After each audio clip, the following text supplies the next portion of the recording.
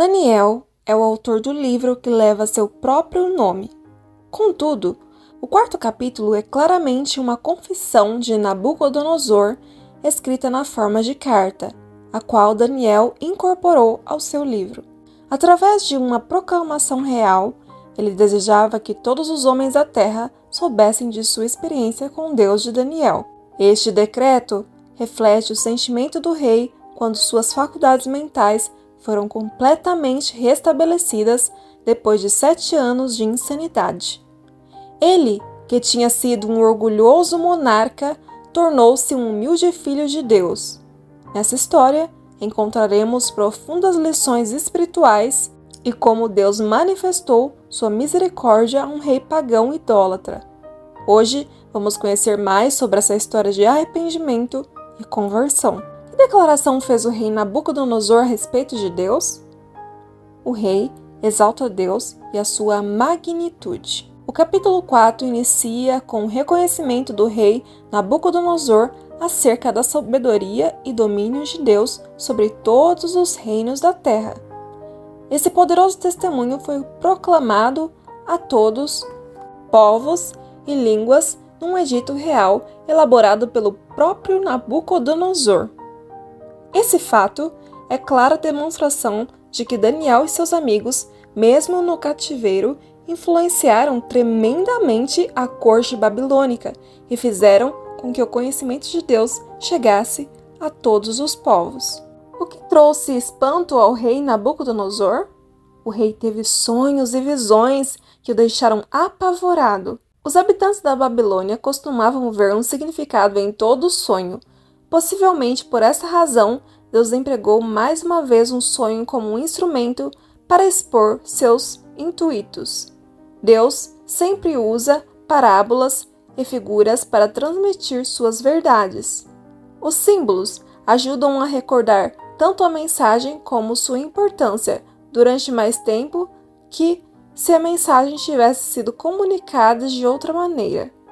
Ao contrário do que ocorreu no capítulo 2, desta vez o rei se lembrava do sonho, porém ainda não sabia a sua interpretação.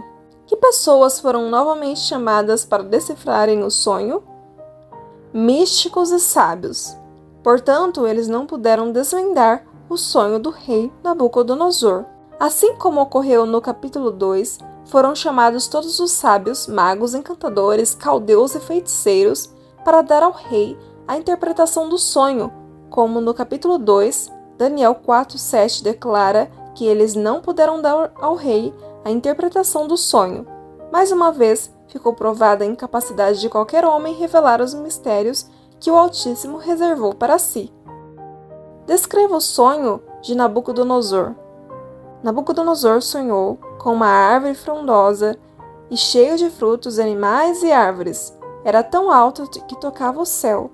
Porém, um anjo do céu apareceu e ordenou que cortasse aquela grande árvore e declarou a sentença de que somente lhe seria extirpada por 7 anos. O rei Nabucodonosor sonhou com uma grande árvore que ficava no meio da terra e sua altura chegava até ao céu.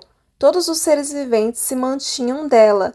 Em sua folhagem, as aves faziam morada e debaixo dela os animais do campo achavam sombra. Entretanto, um santo que desceu do céu cortou a árvore, deixando apenas a raiz e parte do tronco amarrada em cadeias, permanecendo nessa situação por 7 tempos. Segundo a interpretação de Daniel, o que aconteceria ao rei? O rei era simbolizado pela árvore. Seu trono seria tirado por 7 anos e ele viveria junto aos animais como um deles. Depois que se passasse os anos, ele deveria admitir a soberania de Deus. Deus predisse no sonho que Nabucodonosor seria cortado de seu reino e passaria a viver como um animal durante 7 anos. Tempo significam anos. Veja Daniel 11:13. Que declaração feita pelo rei trouxe-lhe o juízo divino? Enquanto Nabucodonosor se vangloriava e se achava superior a Deus, a sua autoridade de rei foi tomada.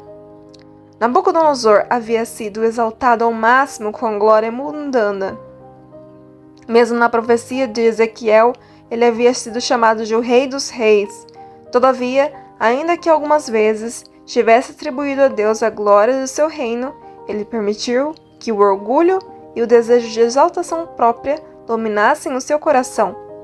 No exato momento em que o rei se orgulhava das maravilhas da cidade de Babilônia, que ele mesmo havia construído, do poderio do seu reinado, veio o juízo do céu e transformou seu coração de homem em coração de animal.